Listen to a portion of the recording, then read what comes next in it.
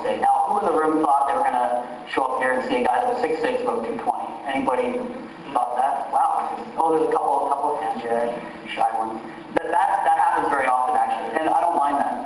A lot of people have actually asked me the question. This sometimes comes from kids. They say, "Do you get a medal too for winning the medal?" Yeah, I get a medal. So that's where Will started. Wayne was kind of joking about, the background role a little bit. And another one is, everyone wants to know, well, what do you do? What is your job? What is your role? So what I've got is I've got a little demonstration.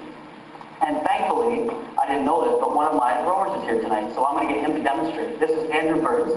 He was in the Canadian men's day as well. I'm going to get Andrew to stand up for a minute. Okay, so Andrew, now what I want you to do is I want you to put one arm up in the air, and now put the other one in the air. Okay, now wave a little bit. Yeah, turn around, do 360. All the way around.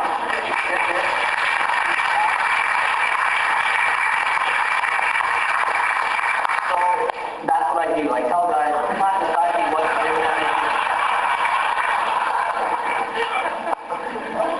But there is actually more to it than that. It's not just about telling people what to do. It is about gaining their trust. Because he wouldn't have done that if he didn't trust me. He wouldn't have done that. When I'm asking to do something, he's in a lot of pain. He's not going to do it unless he trusts me and trusts that I'm making the right call. So my first job is I have to steer the boat straight. The boat is 60 feet long, so it's probably as long as this room here. 60 feet long, and I have to steer that straight. I have a rope in my right hand, a rope in my left hand. If I want to go that way, I put the rope forward. If I want to go that way, I put the rope forward. Now it seems really easy, but when the boat's 60 feet long, you have to be in a lane that's only from about the wall over to here, and you've got 8 of those guys. You don't want to get them angry by hitting every buoy and going down the course like this. They get very angry, and they don't have a lot of patience for that. So steering the boat is very, very tricky, but it's the number one job, and it's the biggest skill you can have as a coxswain. The number 2 job is you have to execute the race plan. Whenever we go into any race, we have certain things we're going to do at certain times. Now, in order for me to get the best effect out of these guys, I have to be able to tell them exactly when to do it, exactly how to do it, exactly how hard, and the outcome that we're going to get from it. So if I tell them we're going to go on the legs in 2, 1, 2, third stroke, bang, hit the legs. And you keep doing that until I tell you to do something different. And if we're moving on the bridge, I will tell you, we've got a foot, we've got a seat, we've got 10 feet, whatever it is, I will tell them, so then they'll keep wanting to do it.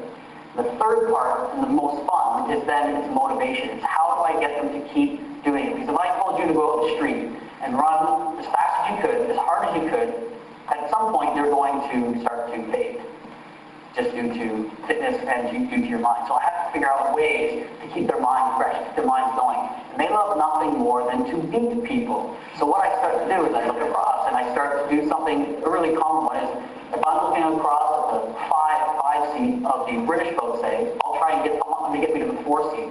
And sometimes I've actually learned the names of every guy in that other boat. And as we're going through that boat, I'm calling the name quite loudly so the British can hear me, and they know we're moving down the boat. And the guy tells me that. They love it. It's kind of like beating on somebody, punching them, and then you're kicking them too.